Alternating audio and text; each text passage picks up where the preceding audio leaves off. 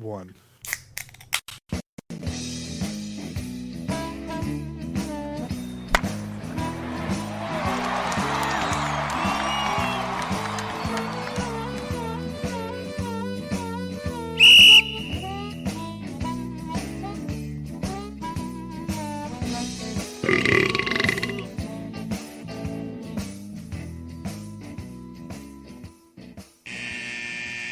Welcome to Getting Sports with Drunk. I'm your hostess, Cupcake the Riddler, and I'm joined by Mark. Sheen Washable. Nope. Houdini Souls. The Mass Effect. And the Red Everett Baron. Gross names. Yeah, what was that? Listen, Paul said something about it earlier. I kind of actually like it, but I'm trying to find a way to actually make it work where I actually like it. Listen, it doesn't count. It has to go to a Twitter poll. 4 people vote on it, 3 of them being us. Hey, we actually had a lot of interaction on that poll, you dick. And that's one of the last polls we ever did. And that wasn't on Twitter, it was on Facebook too, you son of a bitch. Oh, forgive me.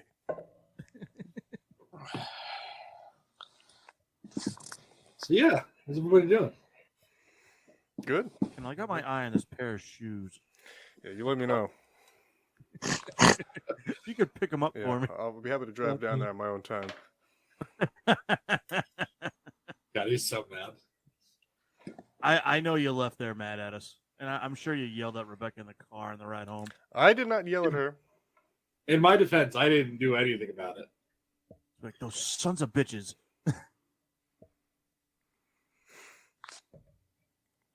So yeah, what's going on, everybody? Nothing. Hi, Paul. Hello. Hello, Paulus. Hello, Soulsus. Hi, Paul. Hello, Mass Effect. See, it's grown already. Come on, Kendall. It's a brand. Well, you already said hi to me. Yeah, but we didn't hear it.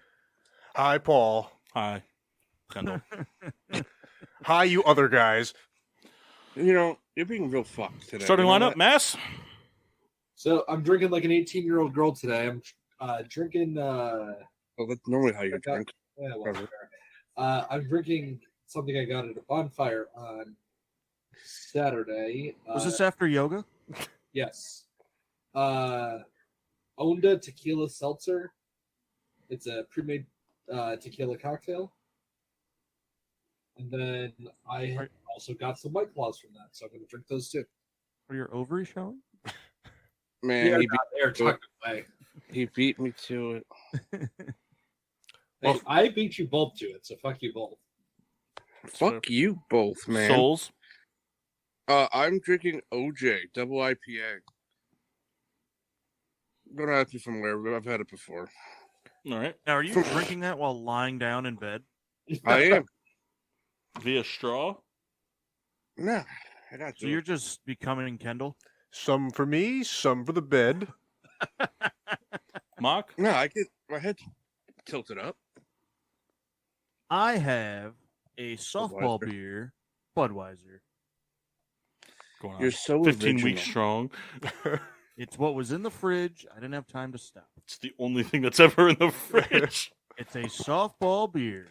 Remember when we started the pandemic? It was nothing but sea hags for like 7 weeks because he was Oh, nursing sea hag. he was nursing a 6-pack for like a year.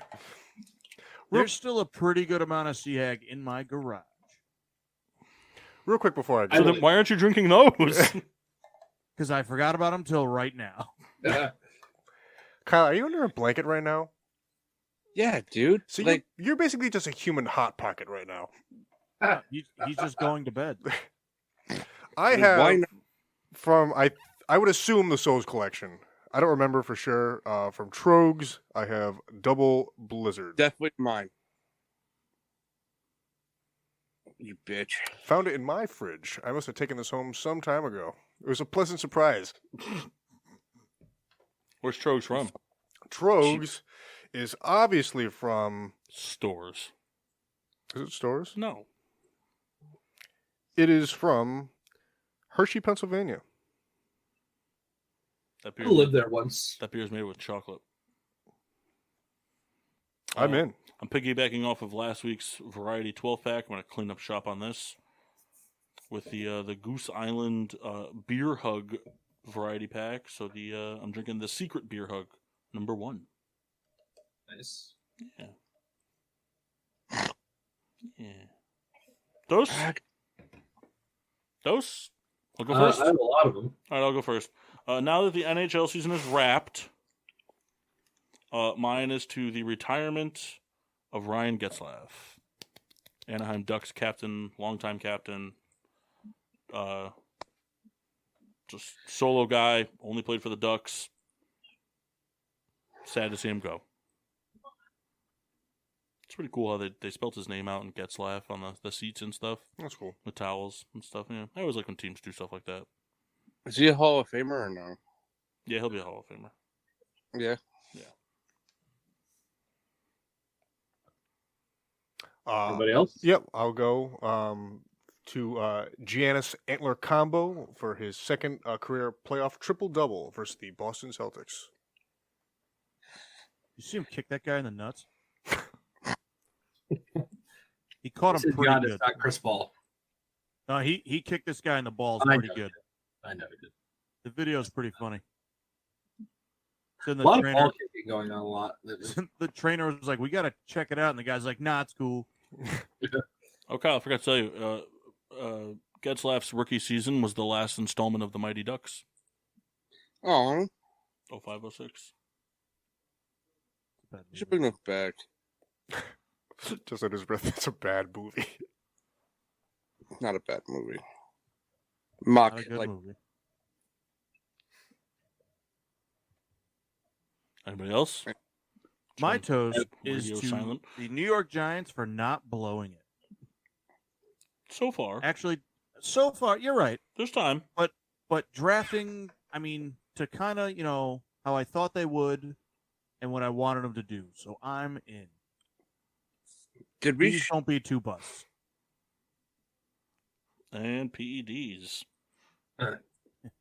Did we shut up Miggy? Yeah, last week.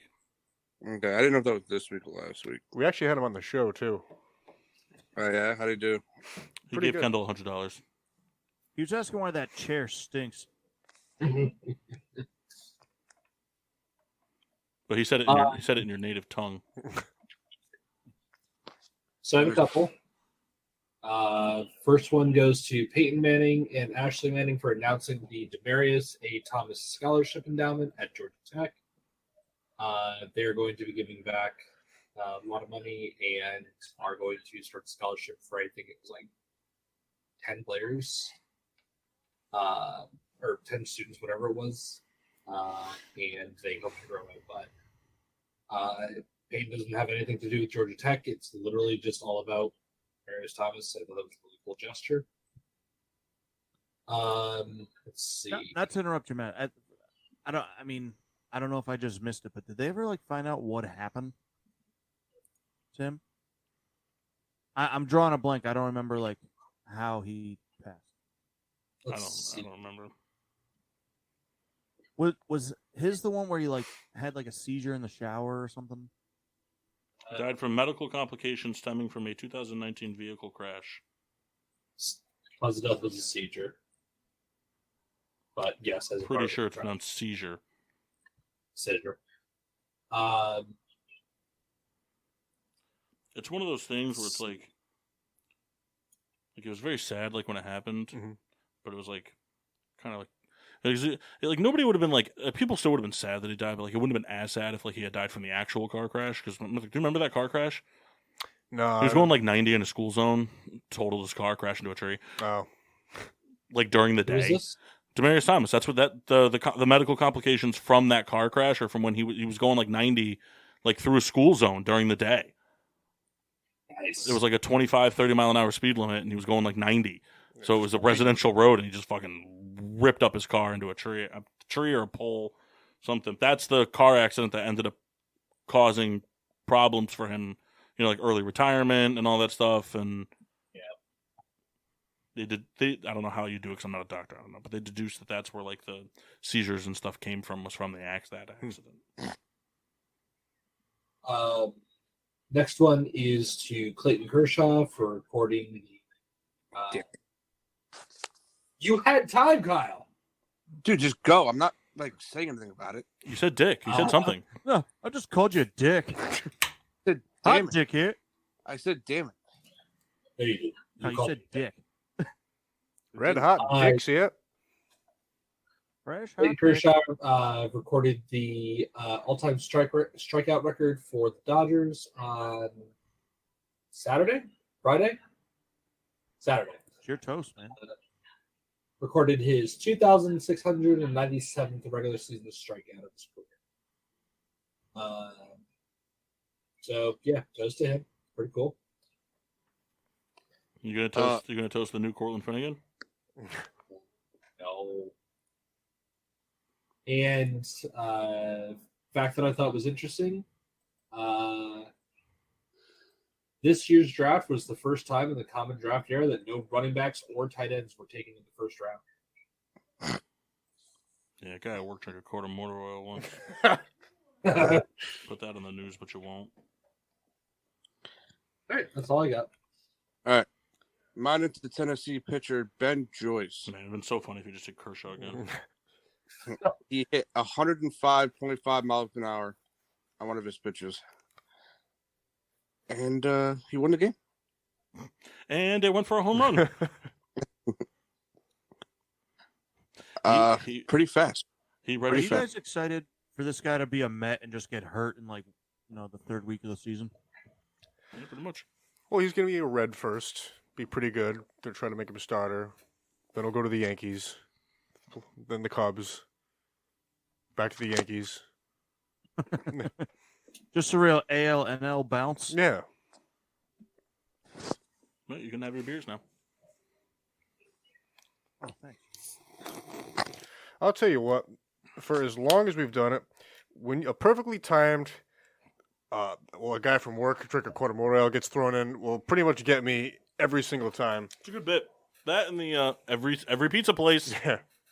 I don't know the pizza place, but Watch it. It's very funny. You ever had a bad salad from like a mom and pop pizza place? oh, I have seen this. Okay. I got these hot peppers, but you can't really eat them. No Dump 'em in. problem. Cut the tomatoes into quarters. You want to look like you have red teeth. I got this carrot, one long strip, lengthwise. No, put it in a lasagna tray. Leave it on top of the pizza. All right, so we You had guys did pretty good. what? You guys did pretty good What do you mean? with that whole segment.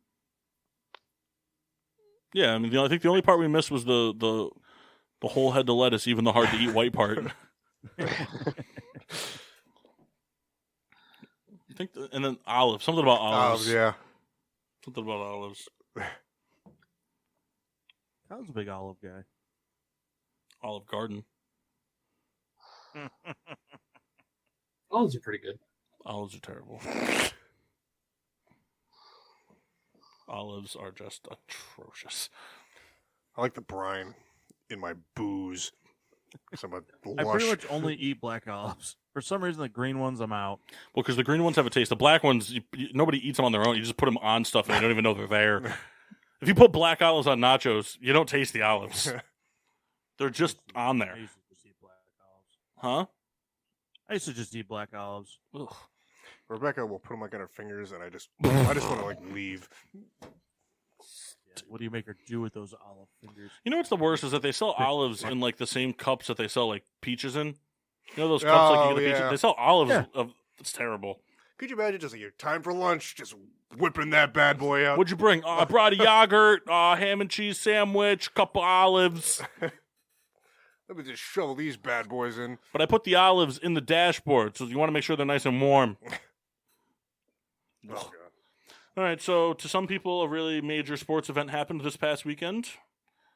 The NFL Draft. We had our 2 times a year Yeah. phone call. Yeah.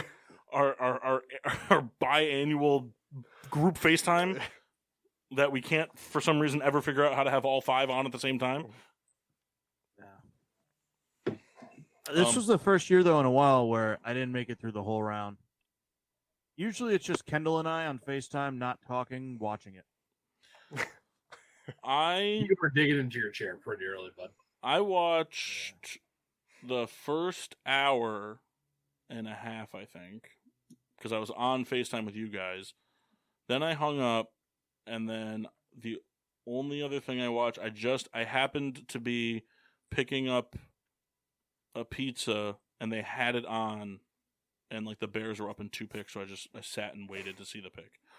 That was it. That's all I watched. No, put it back in the oven. For me, the draft is absolutely useless. I have zero interest in it. I do the mock draft because we do it as a group. I have no interest in doing my own. I have no interest in paying attention to the draft because I don't know who any of these people are.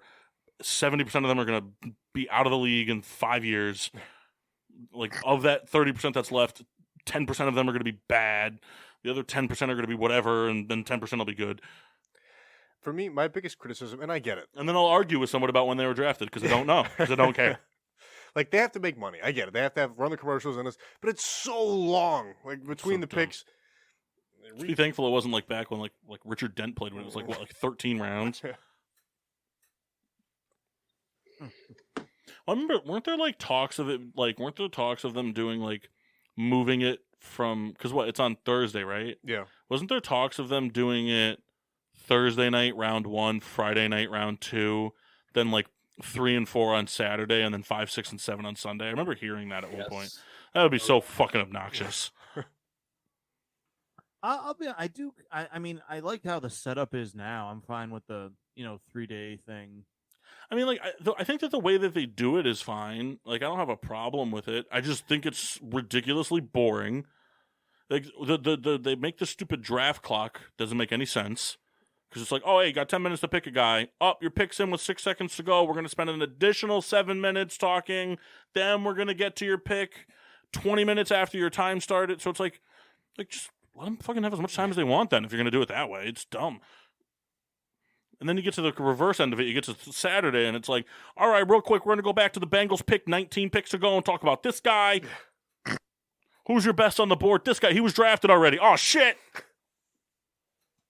I don't know. It's just like, I don't know any of these people. Their college means nothing. I mean, how many times do we hear it where it's like, fucking like, Joe Schmo is drafted out of the University of Dickfuck. It's like, this guy broke the school record previously held by Christian Ponder. And be like, ooh, and he was so good. Like, it all just means nothing. Being good in college means nothing. It means something for them now because they can make money off of it, I guess. But, like, I don't know. It just doesn't, like, you don't know. You're like Mox said, like the Giants didn't blow it. And it's like, hopefully they didn't. But we don't know. You know, like the Bears picks. Like, someone asked me at work today, like, you happy with what the Bears did? I'd be like, I'll let you. Can I get back to you in 2024? I was like, I don't know. Dudes haven't even put on pads yet. But it happened. We could do our mini recap of it. Not like recap, like who was drafted where, but like thoughts, opinions, anything like that. I guess the major question we'll start with is everybody happy with what their teams did? Yeah, I am. Yeah. Well, Massey, your team, I mean, what'd you guys draft? Fucking like towel boys? Hopefully starting you guys you drafted people that are going to be traded for first round picks that will be then dealt for another quarterback later. Let's be real. Yeah. I am curious about the succession. The guy that you drafted this past weekend is eventually what's going to be getting Patrick Mahomes in the LA Rams uniform. Ooh. But it's going to be 8 years from now, and you're going to get his wife with him. Oh. And they pulled a fast one. It's for Jackson. Oh. No, you get Patrick, but Jackson's moving in with you. No, like you personally. Oh. It's like a reality show spinoff. I was trying to think of some kind of pun for like my home and Mahomes. I just couldn't get there. My homes, mi casa, mi Massey. There you Good go. enough. It's on Telemundo. Or for Kyle, ABC. Ooh, what about Jackson off and Like Mahomes? What was that? Jackson off and Mahomes. That's a masturbation joke for... Nah, I got you. I don't think it would make syndication. It probably would not. Well, it's streaming now. Oh, there we go. So, Mark, do you have thoughts? Anything you'd like to share about the Giants picks? Anything you liked, you disliked, you're questionable about? Anything, whatever? Anything to make this a radio show? I was surprised that one of the picks wasn't traded down. I mean, I don't know if that's that the Giants just love, the guys they were getting, or if no one wanted to move up. Because I thought for sure one of the two picks was going to get traded. But I'm happy with the guys they drafted. Even the receiver there, I forget the guy's name. He has a kind of a crazy name. Wan'Dale Robinson. Yeah. What? Wan'Dale Robinson. Yeah. Out of Western Kentucky. I don't know who he is, but I was kind of, watching some of the highlights and stuff they were posting. Thinking, all right, that looks fun. Yes. Records last year, so there's that. But overall, I think that the new, GM coach front office, combo, I think they made the team better, or at least, prospectively better. Of course, we got to wait and see. On paper, better. Well, it sounds like they addressed the things they needed to. Yeah, and really, they got another, supposed starting, offensive lineman. So the offensive line should be better. So it's going to come down to Daniel Jones, and that's what they had to do. It's. Are you upset that they didn't draft one of the quarterbacks? No. Okay. No, when it got into like the third round, I was sitting there going, maybe they would have taken somebody, but I'm not mad that they didn't, because it is what it is. They said they were going to commit to Jones for this year, so if you draft one of these guys, I don't know. To me, it just sets up like narratives that don't need to exist, really. That's fair. So, it's interesting. So, it looks like the Giants had 10 picks throughout. I wonder, if there's any of these guys that just aren't going to get signed. I feel like it has to happen if you had a lot of picks in a draft, right? I feel like you can't sign everybody. Well, I'm pretty sure they had 11 picks and then signed like 9 undrafted guys. Because the undrafted guys are, they're going to be competing to make the team and stuff like that, obviously. But the people you draft, you can put on the practice squad. You don't have to cut them. It's true. Yeah. Well, you do have to cut them to get down to the practice squad, but yes, I get your point. Yeah, but they still belong to your organization. Teams can poach when you cut them. I know. Believe me, they've poached a bunch of ours in the last couple of years. So teams can take off of your practice squad? So to get them down to your practice squad, you have to cut that, or you have to waive them. They go on the waiver wire. If teams want them, they can claim them. If they don't claim them and they clear waivers, then you can put them on the practice squad. I don't think that's true. That's not how Madden does it. Madden, you just click but practice that's squad. Not the whole. That's not the whole. Because you can, if a guy starts on the practice squad, then you can send them back. You can protect guys on the practice squad. There's different things that can. There happen. are some things you but can do. You can sign guys off other teams' practice squads. The Giants did it with Jake Fromm last year. He was on the Bills practice squad, and they were able to go out and sign him. I forgot that you guys got Jake Fromm last year. Oh, yeah. He started a couple games. Did he really? Oh, yeah. Because when Glennon went down, we were the Jake Fromm show, and it was bad. But hey, we got Tyrod Taylor now. Awesome. The medical staff will cut off his foot before the game. Yeah. You're like, the team doctor punctured his other lung. Massey, are you happy with what the Rams did? Yeah. I don't hate the fact that, we added almost entirely to the secondary, but we were super thin back there. I thought it was really funny that we traded back for Troy Hill.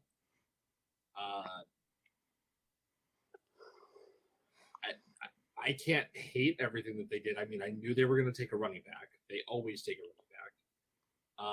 I was surprised that we didn't grab a wide receiver somewhere because Sean has a fucking addiction to those. Talking like he knows I know. about it. It's always first name. It's always first name basis with Mass. And then I thought for sure she was gonna be like, yeah, SV man or SM. Like V better. and then SMV. yeah, You did get. Oh, God, Mass. I'm sorry. no, you're right. At the end of the day, I can't really be upset with anything that they did. I was a completely normal draft, except I thought we were going to take a wide receiver in the second round. Happy we didn't, but I thought we were going to. He would call him Mickey V's, right? That's what he's in my phone as. You got a great name in the 7th round, Russ Yeast. Love that. You guys see the video of McVay laughing at Bill Belichick? He didn't laugh at Belichick. He laughed because the pick that they had, the guy that they took out of Western Chattanooga, they were looking to draft him when it got down to 104, and he's like, "Man, we fucking wasted our time looking at him." He got all that from Mickey V's The himself. Patriots made you scratch your head, but they'll work out. They make you scratch your head every time. Mm-hmm. Yeah, they draft players who turn out to like play just different positions entirely, and We drafted this guy. He played offensive guard in college. He's gonna be our kicker. Great safety in the future for us. Kyle? Very happy. I'm glad they didn't take Willis. Get the I'm just afraid. Pickett Pickens combo? Hey, do you think Trubisky regrets signing with Pittsburgh? I would be No. if I was him. I don't think Pickett starts this year. It's already rumors that he's It like came the head out guy. There's already might be the rumors week that one he's starter. like the favorite to start week 1. But he didn't have to. You know what I'm saying? Of course, he doesn't have to, but Now you know there's no way it's that not. you guys are going to it's have not a a thing. careful no turnovers. I mean, you've got 2 offensive guys that you drafted with pick in the name. But it's not like Pickett was like a third rounder that's just kind of waiting in the like they invested a first round pick in him. Like that's who they're anticipating as the future. So I mean, they don't owe anything to Trubisky. No, the Green Bay Packers drafted Aaron Rodgers and let him sit for 3 years, and look how that turned out. Yeah, because they had Brett Favre. But you have Trubisky. It's okay to let him play for the 2-year contract. Trubisky is not Brett Favre. That is. I see what you're saying, but it's not the same thing. Yeah, but who did they start last year? A broken down Brett Favre, who is probably just as good at this point. What? You should have broken down Ben Roethlisberger. Yeah, I did. I got confused. I was like, I'm reading something, and but again, if Brett Favre. Pickett was on the roster last year and sat behind Ben, that makes more sense. I mean, they just signed Trubisky and brought him in. You have 2 Right. guys. Even if Trubisky's been in the league Ben's- for a few years, but Even if Ben sucks, you're sitting behind someone that is going to the Hall of Fame and has won Exactly. Super Bowls. that's what I'm saying. It's like Right. Patrick Mahomes. Like Patrick Mahomes was obviously better than Alex Smith, but it made sense for him to sit. But yeah, if you wouldn't draft, if the Giants drafted Pickett with like the 5th overall pick, like I wouldn't be surprised if they're like, yeah, we're gonna go ahead and just start him over Jones. Matt Miller's NFL comparison for Kenny Pickett is Kirk Cousins. Woof. Man, some of those are really funny. I mean, I don't dislike Kirk Cousins, but it's But you like him for all the wrong reasons. that's true. What was your view But on the draft? Sorry, Sorry, Mark was gonna say something. Hold on. go ahead, Mike. I was just gonna say we were talking about it in our group FaceTime when they do those pro comparisons. Sometimes they're so funny. They're like, "Oh yeah, this receiver's gonna go in the first round." Pro comparison: Cecil Shorts. Like, oh, Neat. I don't Yeah. want that. This wide receiver went in the 3rd round. Pro comparison: Jerry Rice. So, no exaggeration. Kyle, basically, we had a conversation every other day about the draft for, I don't know, what would you say, Kyle? A month? Yeah. Yeah. And, All of them initiated by Kyle. I'll say there's a lot of kind of going, no, we had good convo. For me, But I initiated it. yeah, he did. I didn't want the Steelers to just pick a quarterback because they felt like they needed to pick a quarterback. There's a part of me that feels that they got into the situation where they get in their own head and like, oh, remember when Dan Marino, when they didn't pick him, he played at University of Pittsburgh. I feel like there is like a minuscule thing that happens when you miss out on that, and that may have played into this. I don't know. I don't hate it. I feel like they drafted players they needed to. They got 2 receivers. They got their linebacker as they always do, and Yeah. Cameron Hayward's brother. yeah, and then they drafted another quarterback in the 7th. So I don't Did you dislike have 2 quarterbacks? Chris Kadan from South Dakota State. Oh, Dan Orlovsky. How often does that happen? I wonder how often a team drafts 2 quarterbacks in the same draft. Well, remember the Redskins did it with RG3 and Cousins. Yeah. That's probably the smartest draft they've ever had. Those 2 guys were Cousins was what, like a 3rd rounder or something? 3rd or Mhm. 4th? But my favorite pick out of what they did with George Pickens. I didn't recall asking. Okay. But I do. I like how we get to see everything in Kyle's house except his face. Forehead, ceiling fan, headboard. Oh, look, he's alive. I do hope that he sits, though. I hope Trubisky goes in, does his thing. We see where the chips fall. And, I'd hate to see a situation where, oh, well, we drafted him. We got to start him, and even if they're 0-4 to start the year. You guys are going to start him and trade Trubisky to the Seahawks. And in return, you're going to get Drew Lock, that safety. Jamal Adams. Yeah. And Could you imagine? Mitch already posted all those, like, hey, we're happy to be here, Pittsburgh. And then he's all right, thanks for having me. Yeah. Went from having a cheeseburger named after me to having a grilled cheese named after me.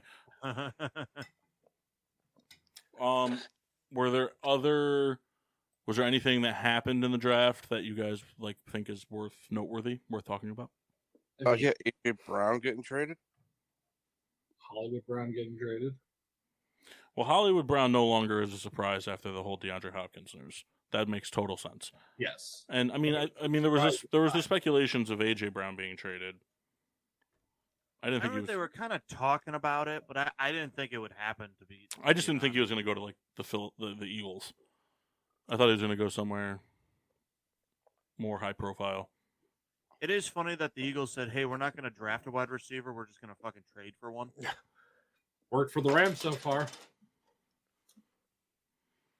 So A.J. Brown's destiny is he's going to play way better than he has been, and then get really hurt in the playoffs. Anything else? I'm pissed to fucking say this, but the Baltimore Ravens did a pretty good job. Baltimore Ravens always do a good job of the drafts. I know, but Kyle Hamilton fell, then they picked David Ojabo. Nobody lets the board fall to them the way the Ravens do. DaCosta and Ozzie Newsome are 2 of the best GMs that have existed in the NFL in the past 30 years. And they continue to run circles around everybody else. I'm sure you guys have already seen it, but do you guys care to see what your teams got for grades on NFL.com? I actually haven't seen it. I haven't seen it. Okay, so Massey, we'll start with Massey. Massey, you guys were given an A. Really? Yep. The Giants were given an A-, and the Steelers were given a B+. Or the Bears do. Bears were given an A-. And the worst team on here was the Saints. B-. C-. The Cowboys had a pretty terrible draft. They gave the Cowboys a B. Saints got a C-, Patriots got a C+, Colts got a C, Seahawks got a C+. Those are all the C teams, and everybody else was Bs, and a lot of As, which, again, just very hilarious because 70% of these guys aren't playing in 3 years. Yeah, of course, it's all just based on, what you're getting. Of course, you can't predict the future, but you're just grading what they did with the information available. You know what would be a really fun thing, real quick, if we did? You guys want to take a look at 2017 and just see what they graded everybody? Go real quick. Like the full draft for a teams or Yeah. Well, just like their draft grades. Yeah. So Bills got an A. They drafted Tre'Davious White, Zay Jones, and Nathan Peter in that draft. I can't wait to see what ours was because it's not going to be good. Dolphins got an A-, drafting Charles Harris, Raekwon McMillan, Cordera This was the Trubisky draft. Kersley. So can you just say our teams? Cause... Yeah, I don't give a shit about the other teams. Baltimore Ravens got a B. So that's Kyle's team. Yep. Cincinnati Bengals got an A for the draft that they picked John Ross, which is funny.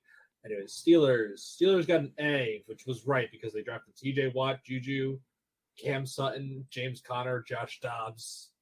That was a pretty good draft. Juju and Watt were the Those same guys year? are not on the team. Juju and Watt were the same draft? I didn't know that. I didn't know that either. I thought Juju was like a year older. Let's see. Bears isn't going to be good. Well, I mean, it might be because of then, but like looking back on it now, Giants got a B+ overall. That's the draft that they took Evan Ingram, Dalvin and we lost Massey. Well, they had Evan Ingram and Dalvin Tomlinson. Did you actually lose me? Yes. You kind of went bang. Evan Ingram, Dalvin Tomlinson, Davis Webb, Wayne Gallman, Avery Moss, and Adam Bisnotway. Let's see. We're big Wayne NFC Gallman North. guys here. Hey, I like Wayne Gallman. Oh, I listen, was me pissed too. when he left. NFC North, snap reaction, overall grade, C+ for the Bears. Yeah, that's Trubisky, Adam Shaheen, Tariq Cohen, and Eddie Jackson. Yep. And then, All bad. I mean, 4 straight Rams. duds. Rams drafted Gerald Everett, Cooper Kupp, John Johnson, Josh Reynolds, Samson Ebukam, and nobody else that anybody cares about and got a B-. That's fair.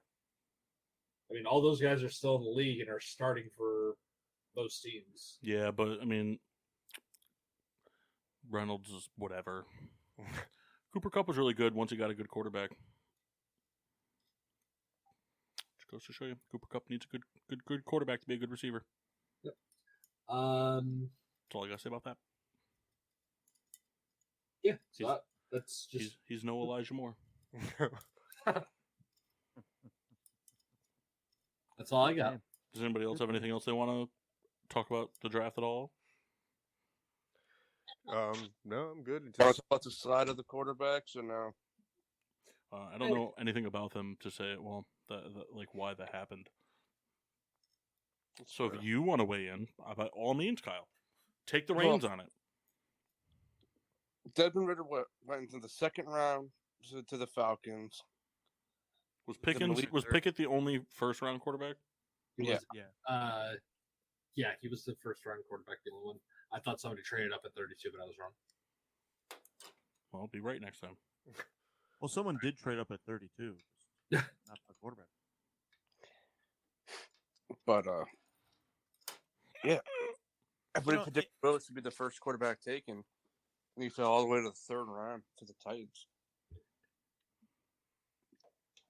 I don't know if teams are just afraid to like take a gamble on him because he's a project, or he's just going to turn out to be like Vince Young. That's my other favorite thing about the draft. I like that a whole lot. That's my favorite term they use. What's that? A project. They're all projects. Every single one of them is a project. I'm not shitting on you, Kyle. I'm just saying it's my favorite term. They use it all to, oh, this guy got in the 5th round. I mean, he has a lot of potential, but he's going to be a project for the team. And it's like, okay, I mean, aren't they all? Isn't that kind of the whole point of doing the draft? You get like guys that need to be kind of polished. I mean, I don't know. Just go ahead. They went from being like four quarterbacks to most of them falling on day 2. Well, wasn't it known that this was not like a strong quarterback draft? Yeah, this was the weakest quarterback draft in like 10 years. Well, I think all kill it. I really think what they were looking at was like I think the only way this quarterback situation, because I remember hearing this or reading this, The only way the quarterback situation would have been like as hyped as like a normal quarterback draft, like draft for the quarterbacks is, would have been like if the Panthers had gotten things rolling at what 7? Yeah. Are they 7? If they had drafted a quarterback at 7, because they were a team that was looking like they were going to be taking a quarterback potentially. If they took a quarterback at 7, I think you see 3 go in the first round. Because I think I think if the Panthers picked one, you would have seen two other teams pick one, and then on the flip side, I think you would have seen the Steelers not pick one, unless Pickett was still there. Because I feel like the Steelers are very good at like, this is our guy. If he's not there, then moving on. Abandon the ship on that position to go to a new position. Oh, that quarterback's not there. All right, what's the best linebacker available? All right, third round. What wide receiver? Where's the next Cordell Stewart coming from? Mr. Relevant has a pretty funny name. Ozzy. Brock Purdy. Bears drafted a guy named I forget what his name is now. It is funny when like these quarterbacks, like I'll use Riddler as the Trenton is Gill. that his name? Ritter. I'll I'm the use him Riddler. as the example. I'm the Riddler. I'm the Riddler now. You see his stock drop from he was mocked to go in the first round, falls to the third, and then his first thing is like, I'm gonna win a Super Bowl. Like, But what else is he supposed to say though? But I don't anything else. Anything. Well, I'm gonna make the team. I do kind of agree, Black, when players, no matter who you are, you could just come out, yeah, well, I'll see you guys at the Super Bowl. We'll be proud. He's like, all right, hey, I love the enthusiasm, but like, maybe say something more generic because you sound like an idiot no matter You're what. Gonna be like, hanging out with Josh Rosen. I'm gonna catch 36 balls for 286 yards and a touchdown this season. Listen, I'd get behind that. I'm like, hey, that's an honest. I don't. It's just one of those where I'm. Man, that quarterback room is rough. I'm just like way more. I don't even know like the word I want to use, but like when a player comes in, he's just like, "Listen, I want to go in, work hard, see what happens." I'd rather hear that than. Well, yeah, like you just say I'm winning titles. Right, like I go, hey, guy, I'm going to give you my all and see if we can, I don't know. Although I did like the guy, I forget his name. He was drafted by the Falcons maybe like 4 years ago, and he walked out with a picture of his deceased like grandmother, which is yelling, "We're going after the quarterback." I did like that a whole lot. Tack McKinley doesn't play for. Yeah, no, that was Roddy White. That guy's bust. It was Roddy White.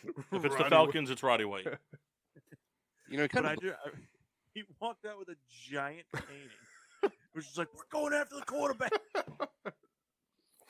I did like that. All right. So the draft talk is over. That's right.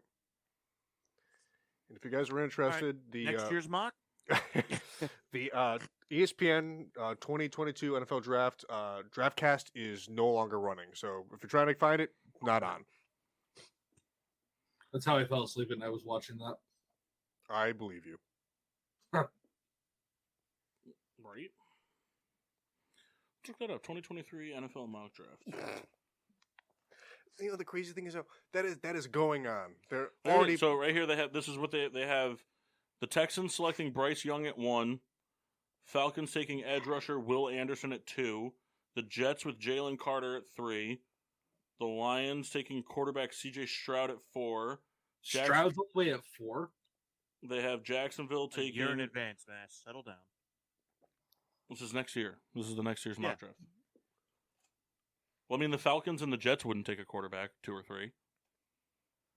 That's what. Zach Wilson just completely dies. Yeah, they're not gonna give up on Zach Wilson yet, and I don't think the Falcons are gonna take a quarterback next year.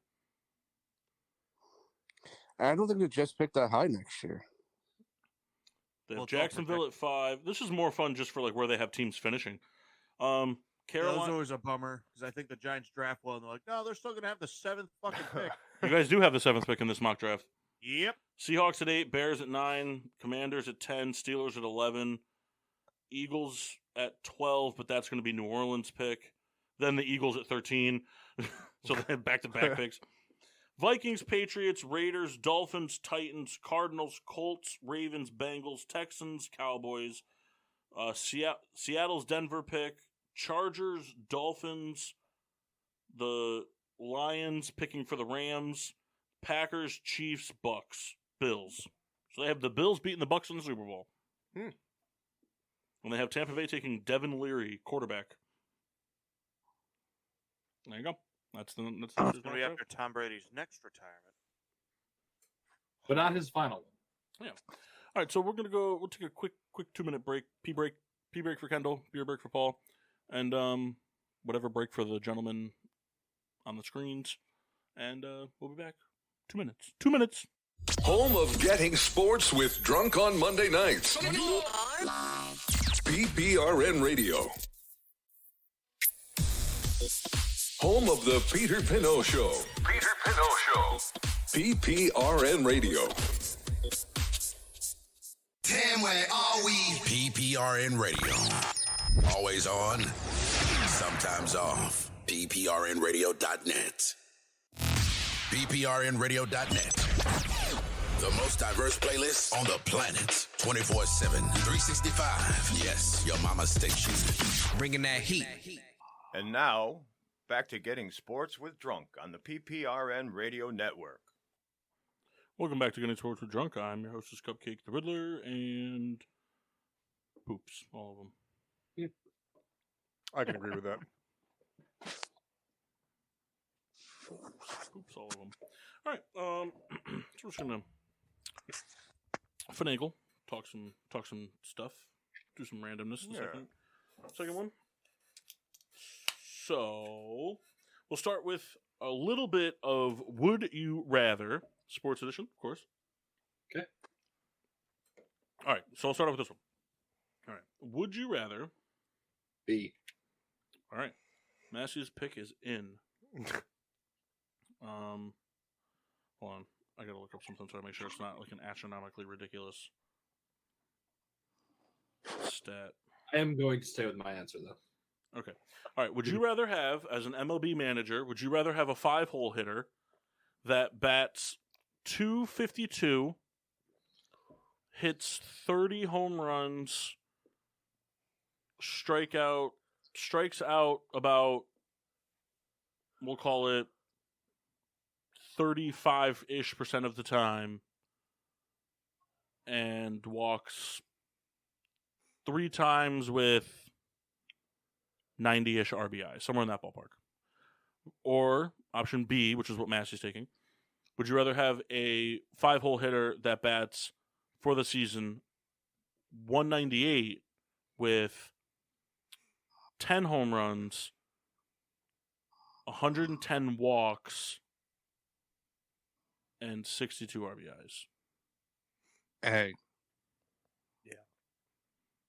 I'm taking A as well. I mean, there is merit. Don't get me wrong. To, like, we'll call it the Billy Bean method of get on base any way possible, and results come. But I think going off of the raw stats, I'd go A. Okay. I would go B, personally. What was that, Kyle? you sounded super analytical. I did. Actually, I have a writing credit on Moneyball. I'm getting paid $2 every year. I'm going to call bullshit on that because you can't even finish your own damn script. Massey, that was uncalled for. I have more scripts going than you have enchiladas left from last week. That is true. I have no enchiladas left. Yeah, so take that. All right. I'm not sure who I should be mad at after that exchange. Well, I'm a little upset I didn't get a laugh out of you for not scripts, but It was kind of like a mutual. I don't know. I didn't like any of it. Touche. Does anybody else have a would you rather they want to come up with on the fly? All right, I'll come up with one. All right. Would you rather have, as an NFL head coach, would you rather have a running back who averages 5.2 yards per carry, rushes for 950-ish yards on the season with 12 rushing touchdowns, and then we'll call it like 300 receiving yards, 2 receiving touchdowns. Or a running back who averages 3 yards per carry, rushes for 680 yards, receives for 590 yards, and has, we'll call it, 15 total touchdowns. A. A. How are they in B. protection? What? How are they in pass protection? The same. A. I don't know. I was I kind mean- of thinking B. The stat that kind of jumped out was the 5.2 per carry. I mean, that's a lot. When you give it to him, he's going to get it, but obviously he's not getting it all the time because he's only rushing for 9. If he's not rushing for 1,000 yards on 5.2 per carry, Yeah. I mean, The stuff's happening. right? It means you're not running a lot. So it's like it's useful, but it's limited use. Make sense? That's why I wanted to. Yeah. I think I'm taking B. I mean, I think the 15 total touchdowns is the standout for me. You know, a lot of scores. They both had 15 touchdowns. No, it was 15 to 13 or 15 to 14. But I'm still taking A, especially with my team, as they're going to pass first and ask you to pass protect, but on occasion you get some good down and distance, but that's about it. Well, I think the problem is you're misunderstanding us. You have to assume that you're the New Jersey Generals of the USFL in this scenario. That's the only way to look at this. Good on. Not what I was told, so. Well, I also didn't say that you were the coach of your NFL team.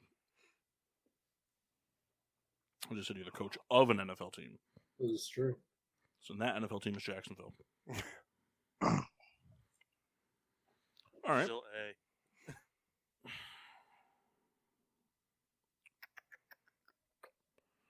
Would you rather have a linebacker that accumulates 18 tackles for loss, 6 sacks, 3 pass deflections, 4 forced fumbles, no interceptions, 98 tackles, versus a linebacker that has 1 pass deflection, no interceptions, 6 forced fumbles, 13 sacks, 10 tackles for loss, 41 total tackles. I have a question. Mhm. Are you making these stats up on the fly, or are you looking at players from last No, I'm year? just making them up. Okay. But I'm sure you'll find a player with those stats. No, I was just curious. I expect the phone call tomorrow at some point. Okay. I may not be able to do tomorrow. Can I do Wednesday? No. Good enough. Best part I'll do on the fly is don't ask me to repeat the stats. I think I'd go player A. Okay. Reason? I just feel as though it was more like turnover forward. Okay. I don't know. So you lose out on some of the traditional tackle stats, but Well, Whatever. player B had more forced fumbles. player B had more. Oh, 6 forced fumbles to 4. I got those flipped. They both But had no points. They both had no picks, I mean. All right. Well, I still stand by A.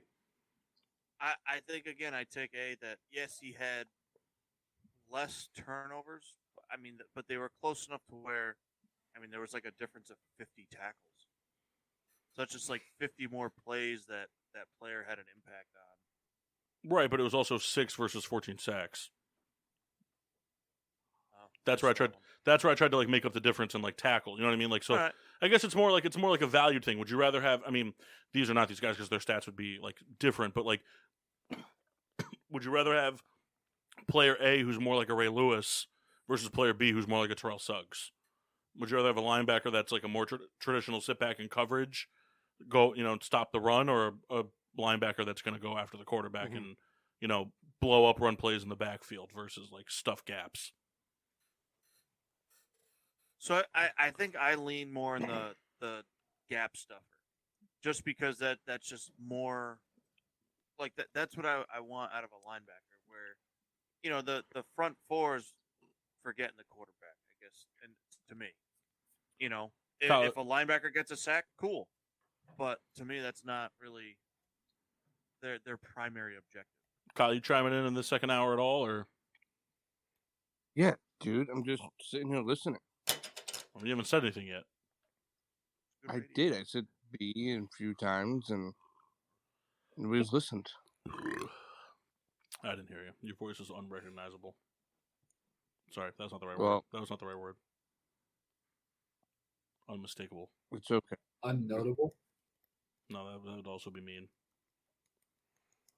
I have a preference question, not just like about going to an event. Okay. Would you rather pay less, and you will have what the ideal like football seating would be? What, like we'll call it 10 rows up at the 50. Like whenever someone talks about it, like oh, this is the best seat to go. So let's see. I never understood that. By the way, yeah, it's just why you'd want to? I mean, I would want to sit like in the second deck at the 50-yard line. If you're sitting that low, like you're going to be obstructed looking end zone to end zone. Yeah, I don't. Because there's going to be people standing up and stuff. I've always heard that, and I never really knew why. Just the 10 rows up, 50-yard line. That doesn't make any sense to me. Let's say you pay, you got a very reasonable deal for that at the Super Bowl. Your team's on it. You're just a huge Super Bowl fan. You're going to see whatever teams are playing in the Super Bowl, or you pay X amount more money, but you have standing seats at multiple home games, Like on the field. Yeah, like at the standing seat at the World Series, so you can kind of move around wherever you go. Oh, That one. is it also not my team? Also, not your team. So The Super Bowl one, because if I'm going to a game that my team's not playing in, I'm at least sitting. So like presumably, like for us, it would be like we'll call Red Sox, Yankees, Mets, maybe Philadelphia, for drive purposes. Those would be. Well, let's exit all out together, because there's biases and stuff towards that. So let's just say it's just an Orioles World Series. Deal. Ooh. Big Bear guy. I might pick the Are there any baseball one though, food because Camden Yards stands is Camden Yard is a nice park. It is. It's a very nice park.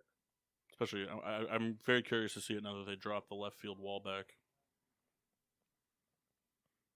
But I think I would go baseball too, because I've always kind of thought about doing standing tickets. I've never really, we've never explored that option, and I don't know what really that entails. But I feel like you have more kind of freedom in a way. Like, You think concessions at like postseason games are way less, like way down, or do you think they're higher or about the same? I think they're higher. I think they're less. I think I think they're less because like if I'm going to like the ALCS Game 5, I'm not getting up. Like whatever I get before I sit down I'm not getting up. I'm not missing a thing. Those guys walk around; they better be working. But it's not even that. It's just, like I'm not even going to get stuff from them. Like I'm watching the game. I'm at a postseason game where everything that happens matters. We make the joke all the time. Baseball season doesn't start till August, and there's truth to it and there's not truth to it. But like you go to like a game in June. It's like you miss an inning because you're waiting in line to go get cheese fries. Like whatever. I'm not missing. When people are like, oh, you can watch it on the TVs while you're waiting in line. Like, yeah, I could also just watch it on TV at home. Yeah. And I could pause it to go make cheese fries and then come back and not miss anything.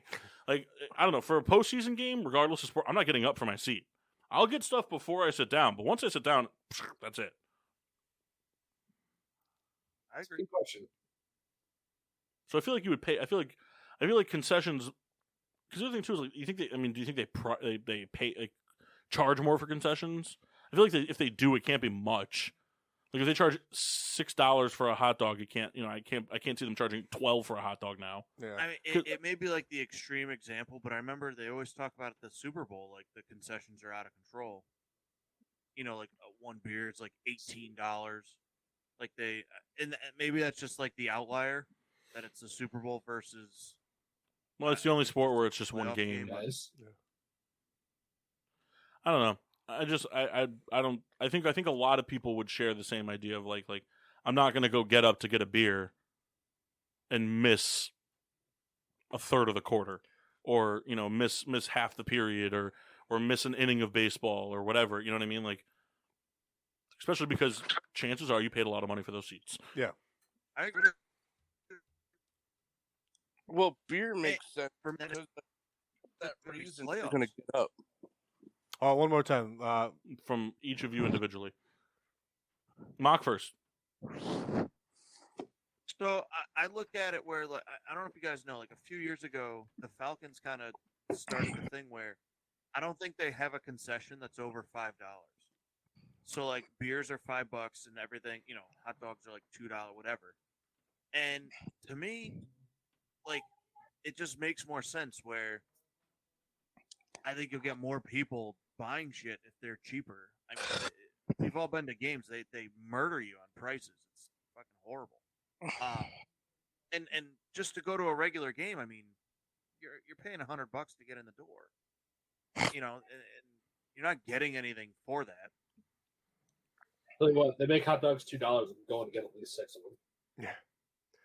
I mean, I agree with the mindset, and especially for myself. Like, oh, a beer is $5. Yeah, I'll get X amount of those, no problem, because it's just the type of person I am. But I mean, and not to like read too much into this. Does that make a difference? Like, because like we're talking about, the cost, of not cost of living. I'm not saying the right thing, but like just the economically being different there versus here. I mean, I don't know. Does that play into it at all? You think? I don't know. What do you mean? I just mean that, like, all right, let's say that, we'll use Madison Square Garden as an example. Everything there just seems to be terribly expensive just because it's MSG versus where the Falcons play in Atlanta. Just, I don't know. It's just No, you see that. I mean, so like for example, I mean, I can give like a for example. When you go to Chicago, if you just go get a hot dog, a fry, and a beer. Mm-hmm. You're gonna pay probably. I would ballpark. I mean, today it's a little different because I haven't been in a while, but you would probably pay $15 to $16 more at Wrigley than you would at the White Sox game. Because it's the name. It's Wrigley. It's the same type of deal. It's like it's like you pay. Ever since like the '90s, you paid more for concessions at the United Center because it was like a name because of like the '90s Bulls that became a mainstay stadium in sports.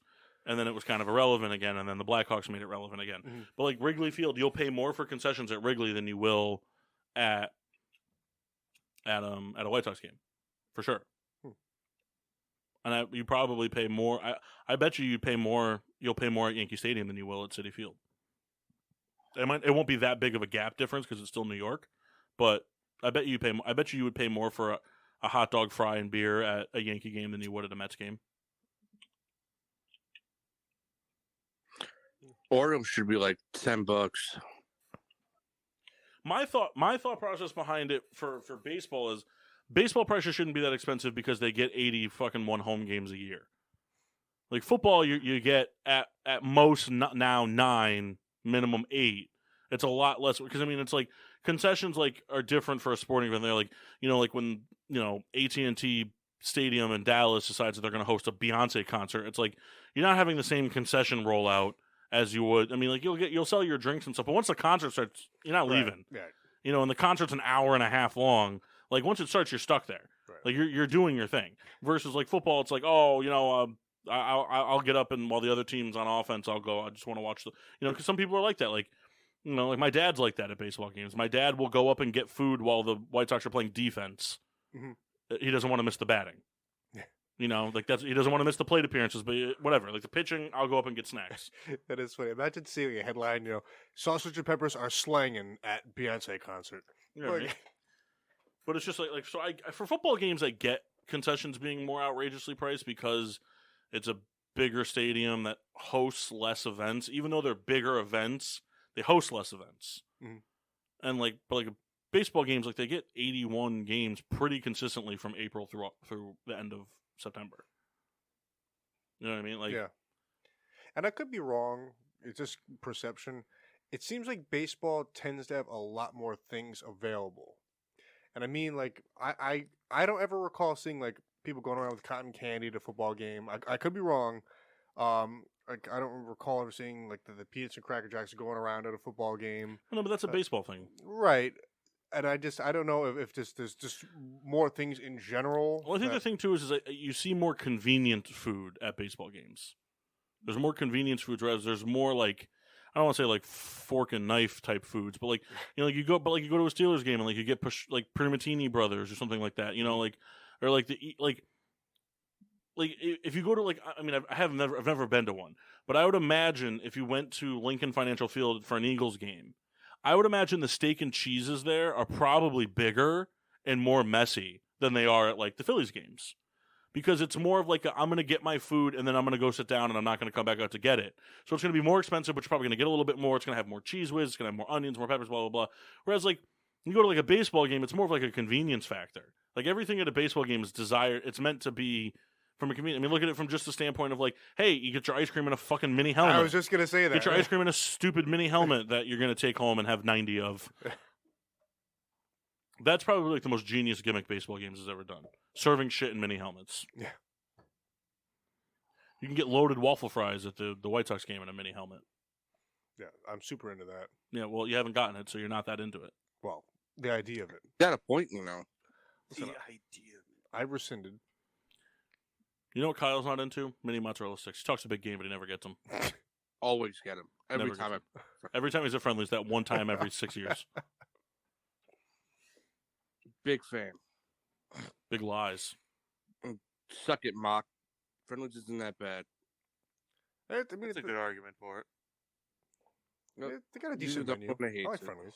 I like Friendly's. I mean, I get like, there's like 3 things I've gotten from there, but like the super chicken barbecue melt, I like that a lot. It's good. It's a good sandwich. Yep. It's a good sandwich. 4 against 1 there, bud. Kyle, your food takes don't mean anything. Yeah, but Mock doesn't like most things that we like. True. He's the hippie of the group. Well, that's It is true. That's what I mean. That's what hippies are. They hate things. Craig Robinson said it in the, and Emma Watson said it, and this is the end. You hate things that are genuinely loved. Our group genuinely loves something. You're the one that comes in and be like, fucking hate it. Massey, what's your stance on Arby's? Middling. Yeah, see, the hippie doesn't like it. Arby's is trash. Hippie mock. Not, though. No more Machine Washable, just hippie mock. I'm dropping the Machine Washable for you. They're Change all it, bad. change it to Manson mock. Manson. Are you guys? Kyle, your food takes are terrible.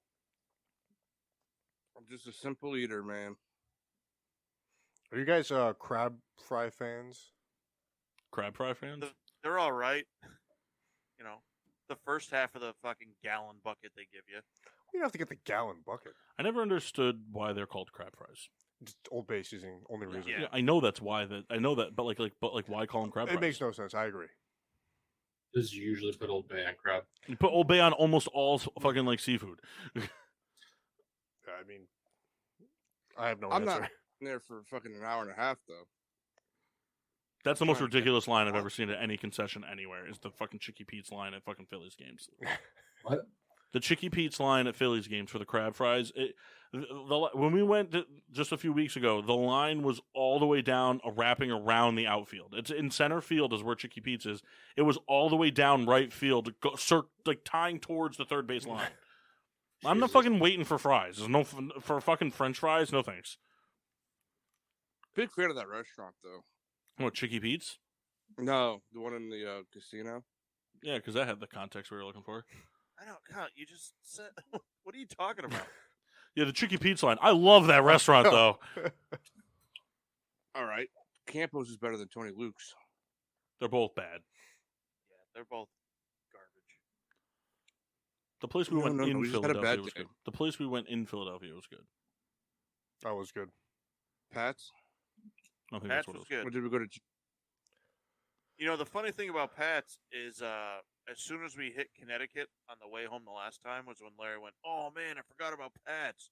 So that was cool. App sampler, Yeah. baby. Yeah. I employed my bad friend tactics on that trip. It was Yep. so funny. I try to be a good friend most of the year so that I can save up bad friend points. I mean, we had gotten to the car. Here's the thing: Larry wouldn't have gone, so it wouldn't have mattered. Yeah, I mean, Jeff had shut the doors like, so we're going to Sheets, right? I'm just like, no. And he goes, "How far is it?" I was like, "About an hour and 15 minutes north." I was like, "What if I fill your tank up there?" I'm like, "All right." I would have switched cars. It didn't make any sense. I know, but I would have done it. You would have had to get a ride home from Kendall's house. That's fine. That's where I would have left On you. the road with Jeff. No, Jeff rode with me. So you would have had to say you would have had to ask Rebecca to bring you home. Well, I could have gotten a ride home from your house. No. You would have had to go with Kendall. That would have been the trade-off. You go to Sheets, but you got to get home from Milford.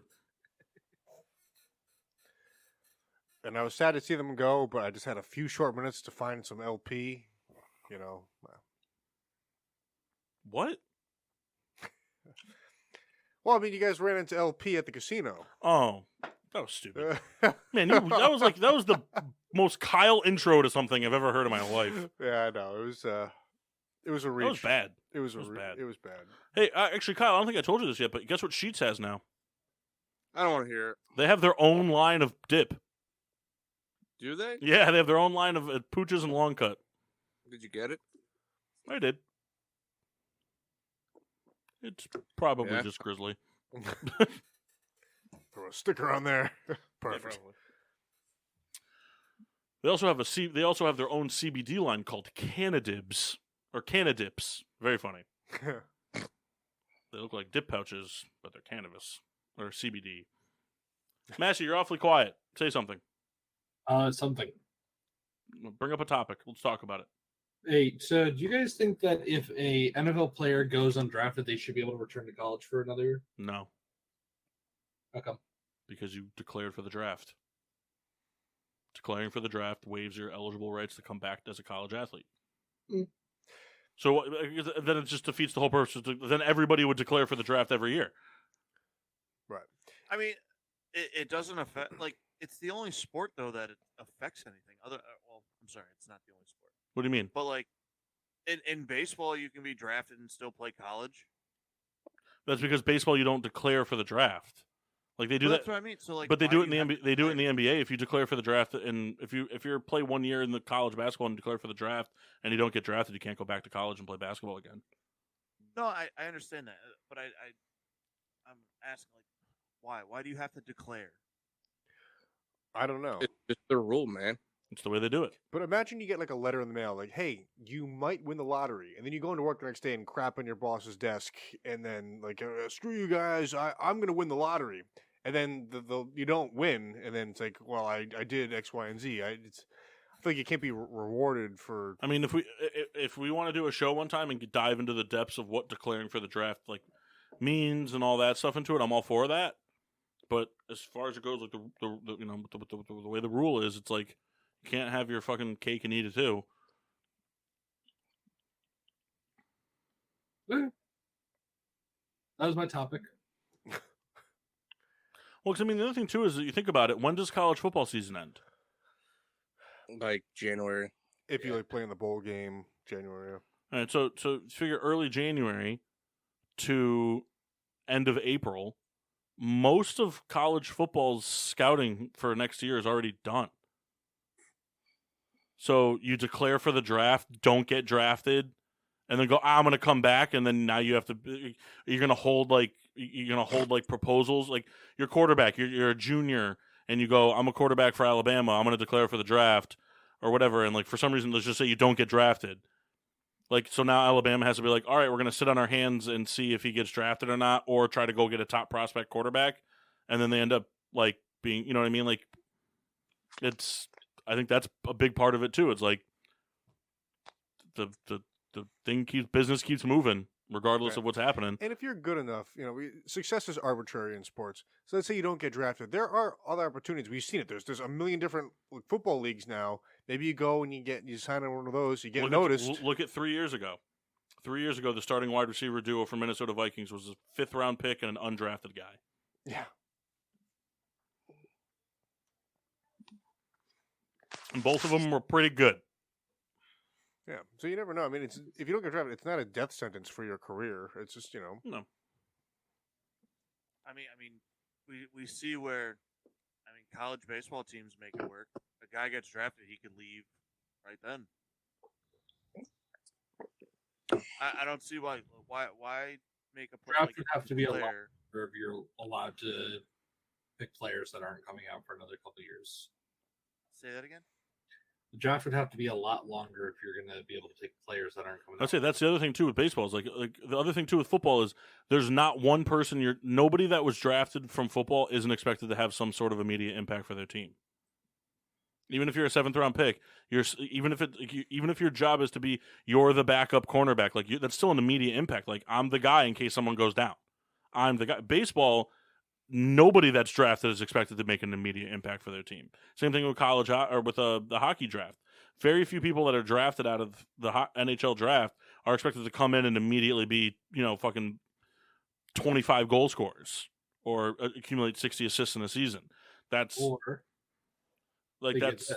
that's not like their thing. Basketball and football, it's like if you're drafted, you're coming in and you're playing, or you're cut, and that's it. Or figure this. So imagine you draft, let's say last year you drafted Spencer Rattler, who's not going to be out for 2 more years. Do you get to say whether he plays in college? Because if you took him number 1 overall and he shreds his knee, well, there goes your number 1 overall pick. I just don't think it would never work for football like that. They would lose fine. They would lose all the interest that they've built up in the draft if you're drafting guys that can't play. Which I do agree, but I do think that it's for those like fringe guys that if you have to give up your college eligibility, I think that's kind of tough. That's the thing too. I specified specifically undrafted players. I don't think it's tough because you have to play a minimum of 3 years in college. You can't come out as a sophomore. So you're sure? I thought you can't come out as a freshman. I'm pretty sure you have to play. 3 years, don't you? Yeah, college football. College football's 3 years. Yeah, junior year you can come out. You can come out after your junior, so you're missing a year. And we've already established none of these guys care about their education. They're there to play to make it to the big league. So it's especially the ones at Alabama. So it's like you're missing out on a year, and so it's. I personally don't have a problem with it. It's taking the gamble on yourself. If you think you're good enough, go for it. But don't expect us to hold your place for you while you're out trying to find something better than us. We're supposed to sit back and twiddle our thumbs in case it doesn't work for you. I think that's really what it boils down to. Because, like we said, the college football season ends in January. I don't know what the date would be for declaring for the NFL draft, but I'd imagine it's got to be sometime February.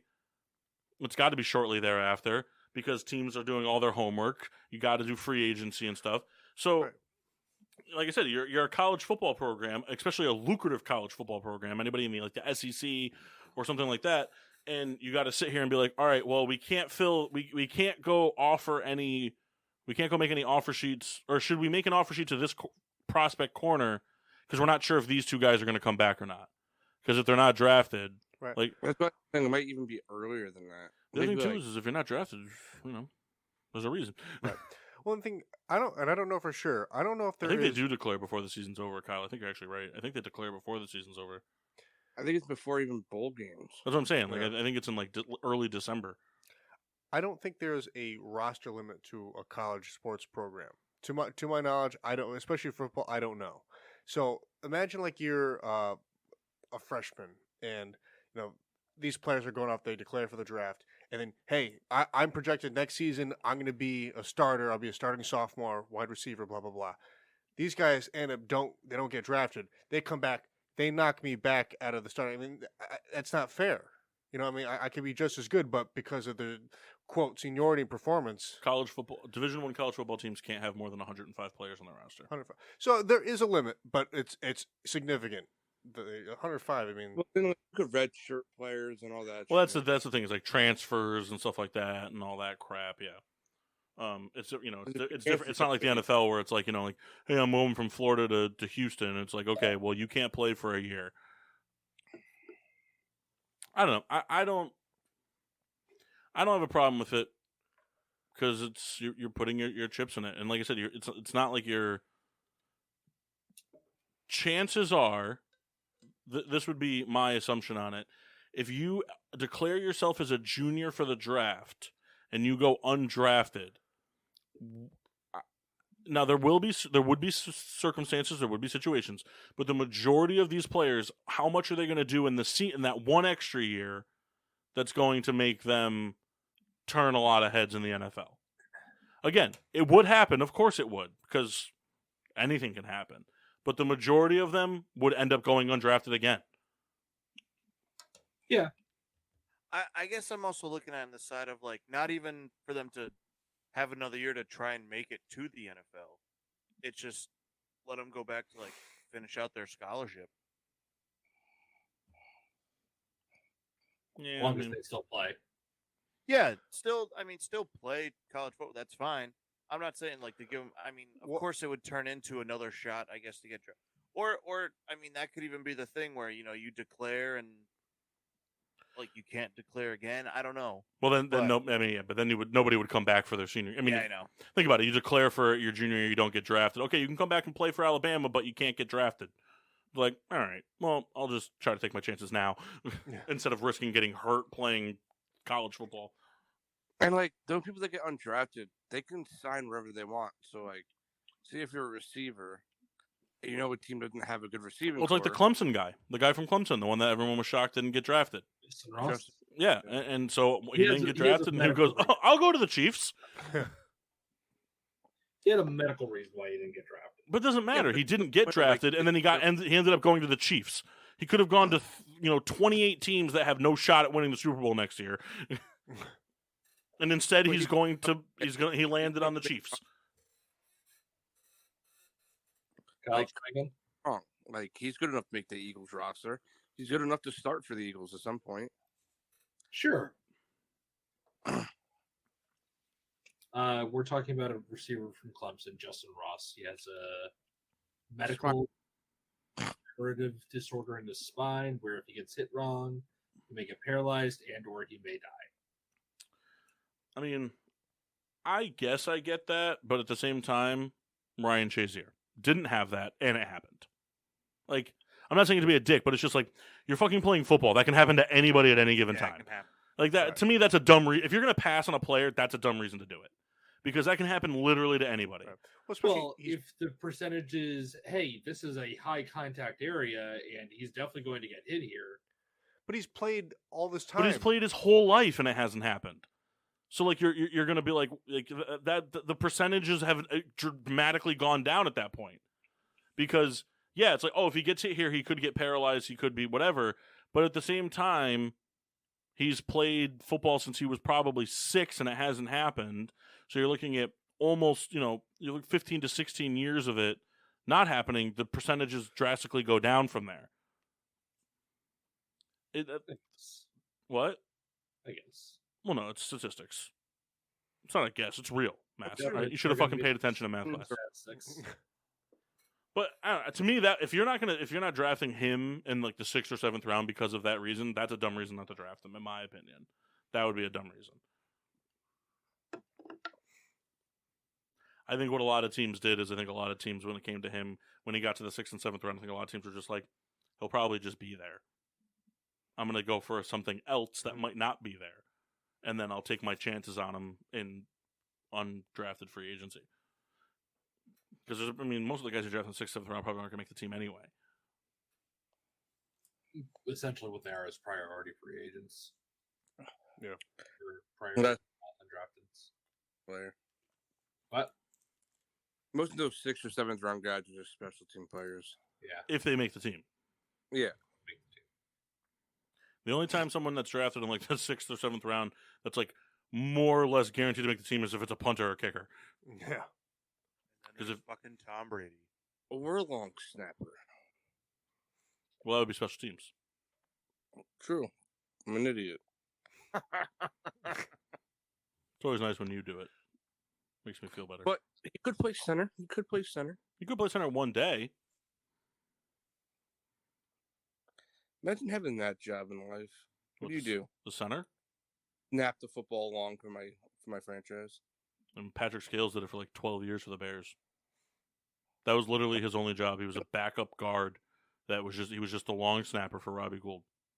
Fun fact, if you can find it on YouTube, Bill Belichick gives an entire history behind the reason of keeping the position of long snapper on the roster.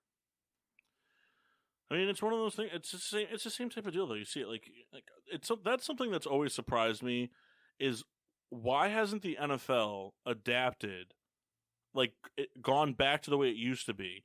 Why does every NFL team not have 3 or 4 players on their roster that can play multiple positions? That baffles me. Again, Bill does explain that in the No, but the long snap. But that's the thing is I'm fine with an NFL organization having a long snapper on their roster that's only designated for long snapper because it's a very specific position that if you don't have someone that's good at it, will cost your team a lot of wins. If they can't snap the ball correctly for field goals and extra points, it's going to cost your team games. So I'm fine with that. But your 52nd guy on your roster, why are there not more guys why are not teams more aggressive at being hey, we want you to be able to step in at both corner and receiver, maybe safety if we need it. It's all just specialized people.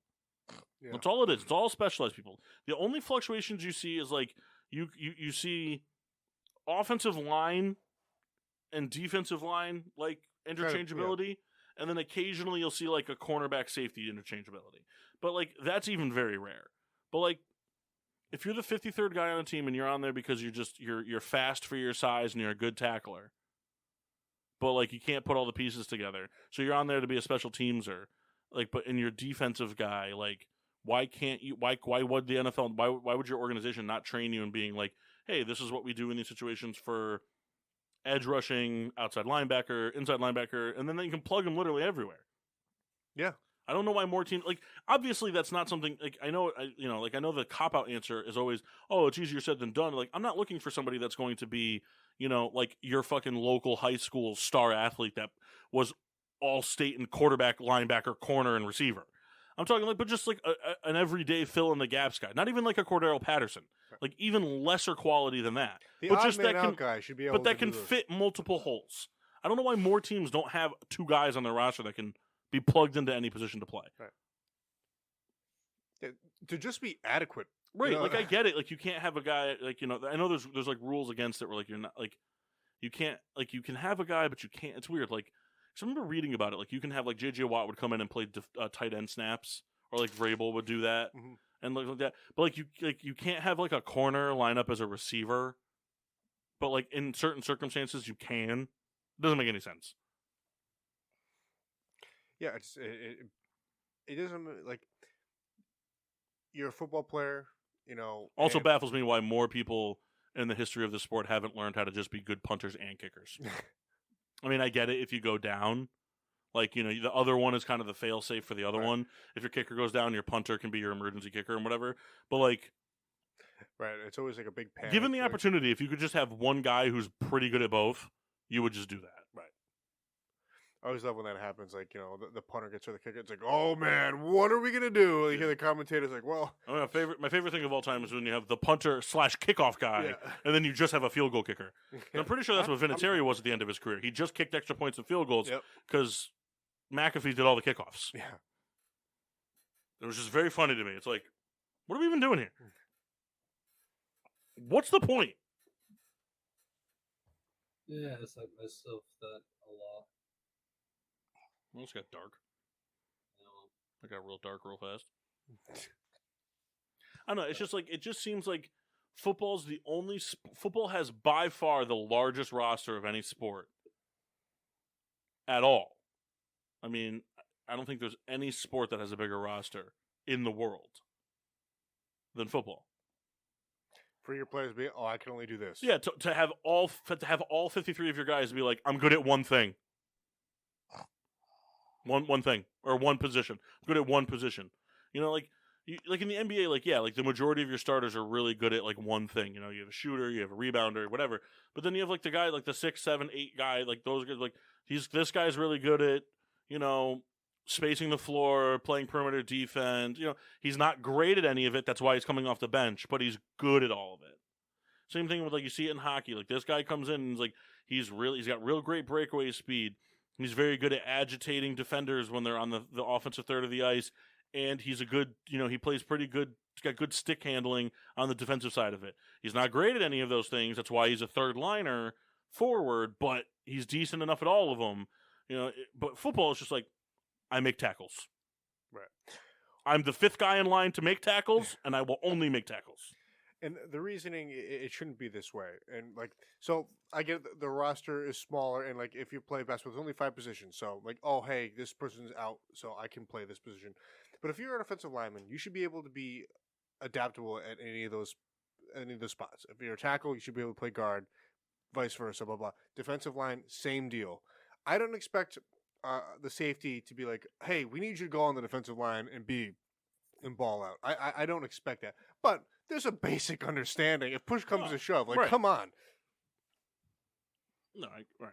Man, it's especially the defensive lines. It's just, hey, you're going forward. Yeah, go get the quarterback. If you're in that position, I don't know what all the plays are. Go straight, get them. There you go. Yeah. Because if you're down to your fifth string defensive end in a game, you're probably not running a lot of stunt plays anyway at that point. You're not wrong. It just it baffles me how caveman oriented football positions are, and it's and they treat because it's the NFL especially now has gotten into a point where it's no longer it's always been 22 starters, but it's it was for a long time it was kind of thought you had quarterbacks, running backs, you had receivers and tight ends, but they were just receivers. Or they were just it was it was either a tight end was either a third receiver or a sixth offensive lineman. You know what I mean? It wasn't this fucking hybrid shit where it's oh, you're gonna block on this play, you're gonna run a stunt thing on this, we're gonna hand you the ball, do double end around, fake clap back, happy 49, 65, 45 chicken nugget, happy meal hike. We're not gonna do any of that shit. And it's either now on the defensive side of the ball, it's no longer defensive line, linebacker, secondary. No, God no. It's corners, slot corners, nickel corners, quarter corners. Strong safeties, free safeties, blitzing safeties, inside linebackers, outside linebackers, three-point linebackers, roaming linebackers. We have edge rushers. We have pass rushers. We have interior defensive linemen. We have defensive tackles. We have nose tackles. We have defensive pass rushers on the inside of the defensive line. It's Jesus Christ. It's go get the ball or stop the guy that's running from getting the ball. That's what it boils down to. But they've made it. We've talked about it before. Sports has become so analytical that it's degrading the game. And it's not just football. It's all sports. Right. Baseball suffers from it too in a major way. Baseball is so analytical. All these sports. Everything is. They're so analytical now that it's just ruining the game. And so many, I couldn't imagine how many of these guys that are going undrafted every year in all of these sports would be the next big thing. But because a Excel spreadsheet says they're not, they're not. Yeah. It's baffling to me because we get it all the time. We see it all the time in sports. How many NFL players end up having Hall of Fame careers but don't start having that Hall of Fame career till they're 28 years old? They're in the league for 4 or 5 years, but they don't start balling out until later. We see it all the time. And so it's the same concept. Somebody who was above average in college doesn't mean they're above average forever, but the Excel spreadsheet says they will be. And that's what we live off of is the Excel spreadsheet. And that's why, especially now with and this isn't a shot, but the Sean McVays of the world, the Billy Beans of the world, it's less about gut instinct and it's more about results. And results, I know, are what eventually win you the game, but gut instinct plays a big part in it too. Yeah.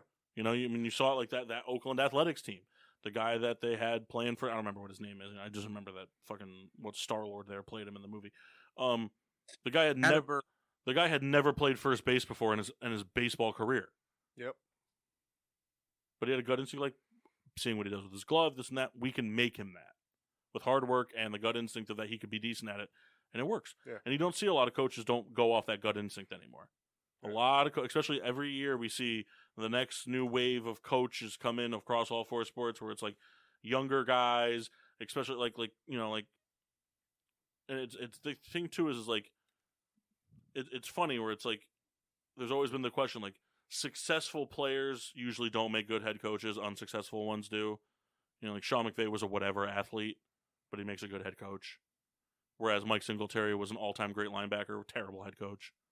You know, you see that type of thing. You know, it's very rare that you kind of get both. Like, you know, like people are like, oh, like Steve Kerr. It's like, if Steve Kerr hadn't played with Michael Jordan, he wouldn't have championships. Like, Steve Kerr was an average player that just he made a good 3-point shot, and he inherited a very good Mark Jackson team.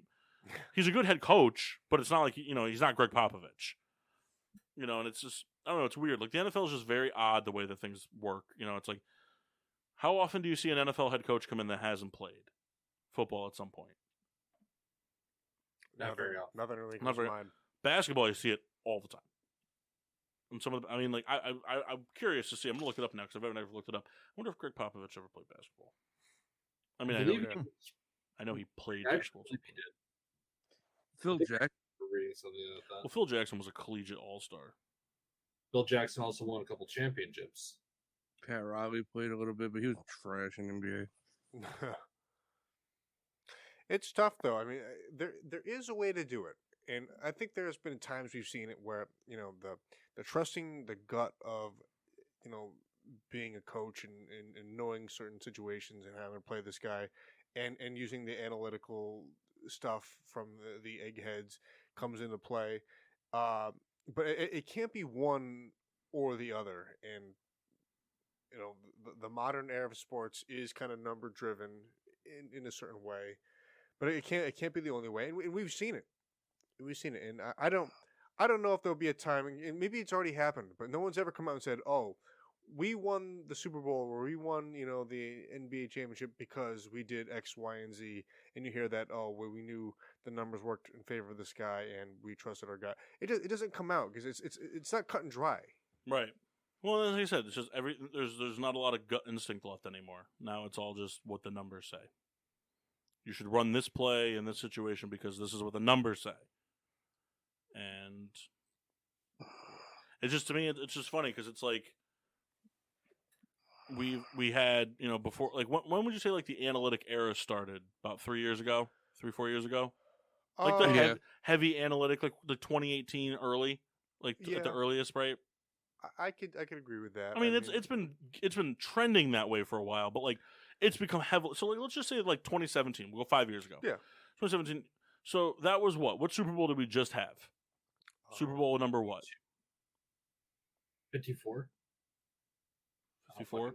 Okay, so Super Bowl 49 was the start of the analytic era. It means there were 48 other Super Bowl champions that all went off gut instinct. You know what I mean? Like that didn't just rely on numbers to win a Super Bowl, and somebody won it. Yeah. 53. Whatever. But I mean, you know, it's like a perfect example of what can happen when you don't go off of analytics versus going off your gut instinct. Oh, we lost Kyle. Kyle just decided he was done. He's back. But like, look at the John Madden Raiders teams.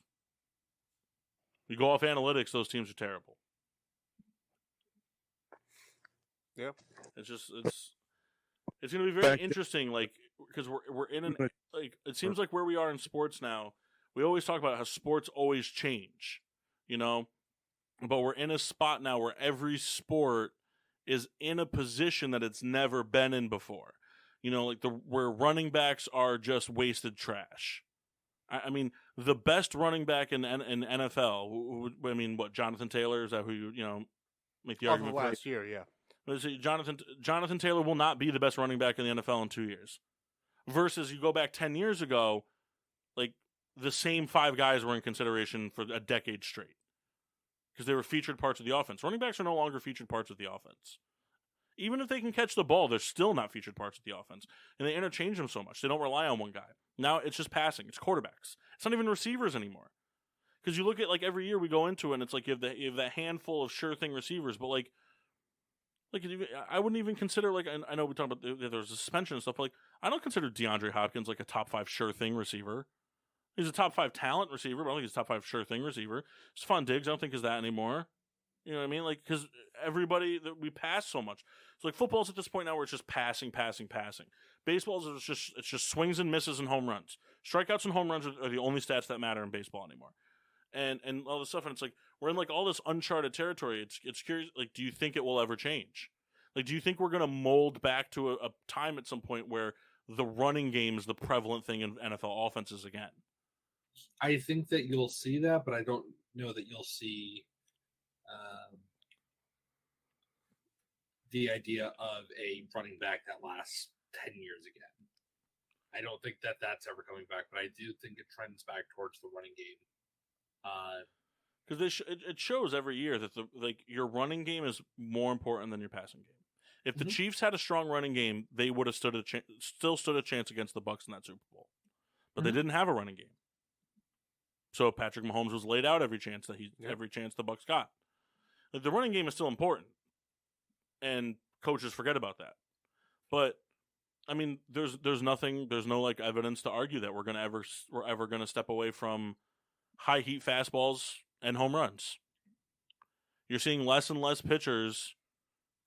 starting pitchers coming to the mound to start a game with more than 3 pitches in their arsenal. You see a pitcher comes in and he can throw a 4-seam, a 2-seam, a slider, and a curveball, but he throws his 4-seam 88% of the time and his slider 14 or 10% of the time.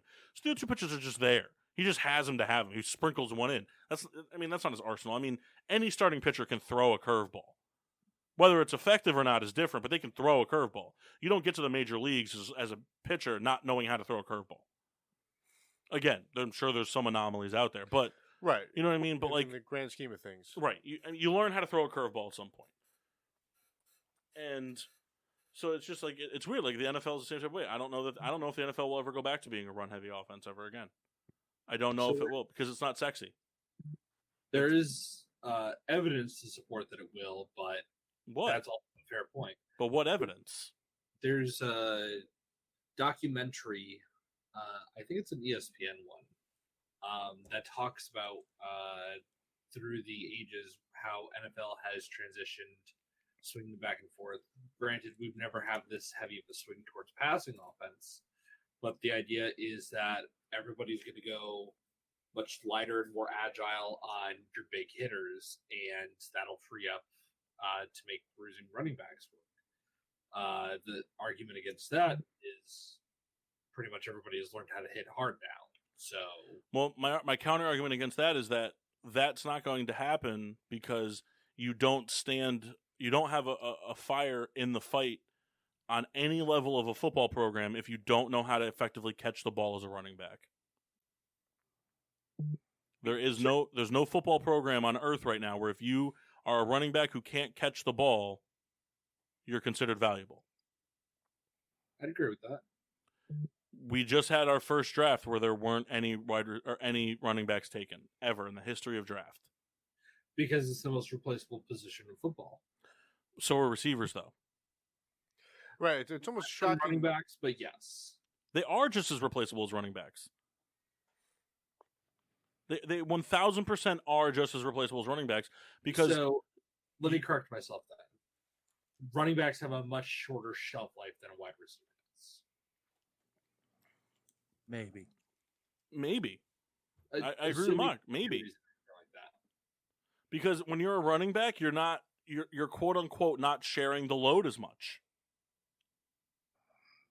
Like, so that wears and tears on your body, but it also improves your stats and makes you more valuable. A wide receiver, very rarely you look at it. I mean, name, you could probably name 10 wide receivers in the NFL that are like guaranteed super real deal threats 17 games out of the year. Every team has 6. Percentages are not in their favor. Yeah, that's fair. No team comes into an NFL game with just a wide receiver 1. Many teams come in with an RB1.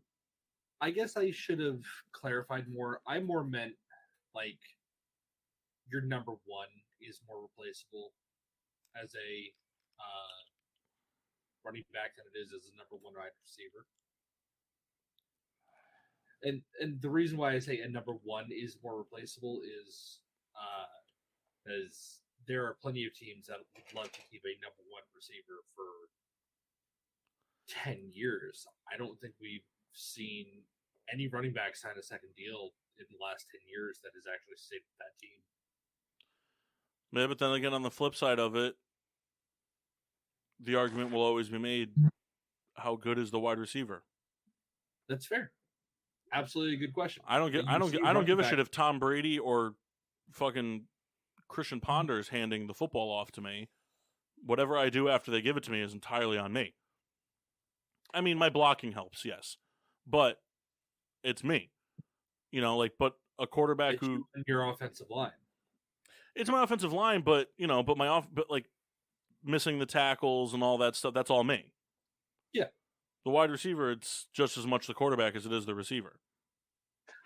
And that's fair. I still think that you see plenty of receivers, though, that do great without a star quarterback. And again, I'm not saying that wide receiver isn't a replaceable position. I'm just saying that I think running backs are more easily replaced. You can find number one running backs in the third, fourth, fifth round because people don't value them as much. Wide receivers, on the other hand, people claw tooth and nail to try and get that guy. Look at the draft we just had. And then Antonio Brown and Stephon Diggs show up. Again, that doesn't count because Steelers draft anybody, they're automatically going to be a star. But I mean, Stephon Diggs, Adam Thielen, 400 different Seahawks receivers. That's what I'm saying. Like they're I think they're equally as replaceable, really, because the other thing too is like you don't need a good receiver if you have 4 average ones. 4 average ones to me is just as good as 1 good one and 3 bad ones. Look at Tom Brady. Look at the Patriots. I mean, that's disingenuous argument you're talking about. But it's not though. But it's not though. It is though. It's not a disingenuous argument because okay, so you're telling me that those receivers would have done the exact same if they had, I don't fucking know. You said Christian Ponder earlier. But none of those receivers did anything impeccable. Right. But they caught the balls because they were handed to them good. Those receivers wouldn't have even been remembered if Brady wasn't throwing for them. Hence how replaceable all of them were over 18 years. But how many running backs have they gone through? They've gone through more running backs than they've gone through receivers. I don't think that's true. I'd be willing to argue that one. I bet you they've had more wide receiver ones in 18 years than they've had running back ones. I'll check on that. I'd be willing to argue that one. More wide receiver ones than RB ones? Keep in mind, that's barring injuries. Having an RB1 because a guy got injured isn't the same as cutting a guy because you can replace him. Okay, that's fair. Or moving him up and down the chain. But even still, you look at it all the time you look at it this year. Okay, so you look at it this year. What's the fucking kid that balled out in Miami? Which one? The Jalen Waddle? Okay, Jalen Waddle replaced Devontae Parker like that. Like that. Devontae Parker was a commodity in the NFL 2 years ago. Devontae Parker was always considered to be better than he was because he played with lesser talent at the quarterback position. Devontae Parker immediately took a backseat to a new guy. How many running backs have Miami had in that time? But how many receivers have they had? But you're talking about the number one. I'm talking about the number one. I'm not talking about receiver 2, 3, and 4. But I'm talking about number one. But they replaced the number one receiver. Right. Immediately. In the entire reign of Devontae Adams, how many starting running backs have changed? But the point is, Adams. Okay. No, there is no point. We were okay. You're right. I'm wrong. You're right. I'm wrong because you just told me that I don't get to have a point. So you're right. I'm wrong. Okay. We'll do the beer reviews. Kendall, how was your Trogs? I was actually very impressed. So this is the Double Blizzard. It's a 8.3% ABV IPA. I didn't have I like it. We haven't done like the full book review in a while, but the hazy gold would be the color. I kind of took a look down. It kind of has that definition. Hops included were El Dorado, Chinook, Galaxy, and Centennial. I enjoyed this more than I was expecting to. Basically, I guess the perception is, oh, look, we made a winter IPA, if that makes any sense. But I would drink this all year. You had a few there, right? I'm sorry? You had a few there, huh? No, I only had the 2. I'm just, I'm trying to provide a good review, which I can't really articulate ever because I'm a moron. But I would highly recommend this. I was very surprised. I've had some Trogs in the past, which I've kind of given kind of meh reviews. This may be a favorite of mine. I give this, I'll go 4.4 out of 5. Would get again. Next. Budweiser is the king of beers for a reason. Next. I started out with the Honda Tequila Mixer. It was nothing special. I would give it a 2. You handed it to me at the bush party. I've drank 100 of them, but they're not anything I'm going out of my way to get. And I never ended up having the other, so I was just drinking water the rest of the time. Souls? The OJ was adequate. It's like too citrusy, if that makes sense. It didn't have a beer taste. It was just more like a juice. But I give it a 2.7 out of 5. I had the Hazy Beer Hug and the Secret Beer Hug. I reviewed them both last week. You want to review, go get a download. There you go. Social medias, Mock? Yes, be sure to find us on Facebook and Instagram at Getting Sports with Drunk, Twitter at GSWD_4. You should use the hashtag GSWD for all your daily uses. I got nothing for it. Like, comment, subscribe, Podbean, Apple Podcasts, Google Podcasts, iHeartRadio, and Spotify. And what's good on PPRN's lineup this week? Choreorama, Sun is at 2. The Peter Pino Show, Wednesdays at 7:30. It's the Boo Show. Have some life.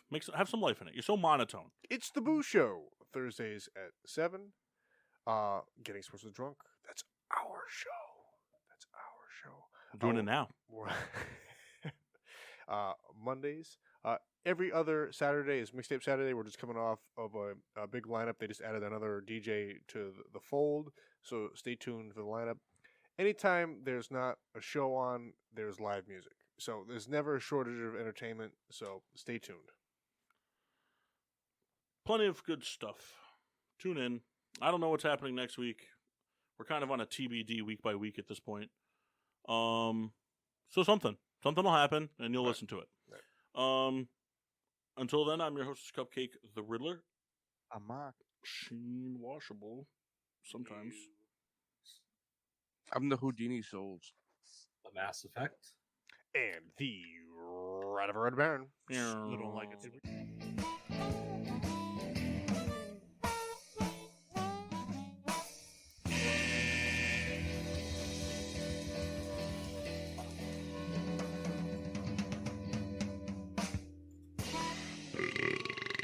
Yeah.